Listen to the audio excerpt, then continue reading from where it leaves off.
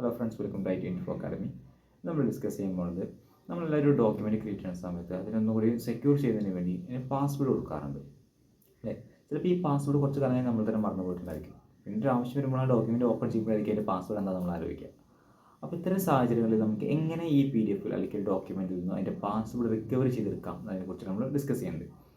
അപ്പോൾ ഇതിന് വേണ്ടി നമുക്ക് ഒരുപാട് ടൂളുകൾ അവൈലബിൾ ആണ്. അതിലൊരു ടൂളാണ് ജോൺ ദ റിപ്പർ എന്ന ടൂൾ. ഈ ടൂൾ പാസ്വേഡ് ക്രാക്കിങ്ങിന് വേണ്ടി യൂസ് ചെയ്യുന്നതാണ്. അപ്പോൾ നമ്മളിപ്പോൾ ഒരു ഡോക്യുമെൻറ്റിന് സെക്യൂരിറ്റി കൂട്ടുന്നതിന് വേണ്ടി അതിൻ്റെ പാസ്വേഡ് കൊടുത്തു, എൻക്രിപ്റ്റ് ചെയ്യാൻ ഒരു പാസ്വേഡ് കൊടുത്തിട്ടുണ്ടായിരിക്കും. അപ്പോൾ ആ പാസ്വേഡ് ശരിക്കും ഒരു ഹാഷ് അൽഗോരിതത്തിലേക്ക് മാറ്റും. അതിപ്പോൾ പല രീതിയിലുള്ള അൽഗോരിതംസ് ഉണ്ട്. MD5, SHA-251 അങ്ങനെ ഒരുപാട് ടൈപ്പിലുള്ള അൽഗോരിതംസ്. അപ്പോൾ ഇതിൽ ഏതൊരു രീതിയിലേക്ക് എന്ത് ചെയ്തിട്ടുണ്ടാവും, നമ്മൾ കൊടുത്ത പാസ്വേഡിനെ എൻക്രിപ്റ്റ് ചെയ്ത് വെച്ചിട്ടുണ്ടായിരിക്കും.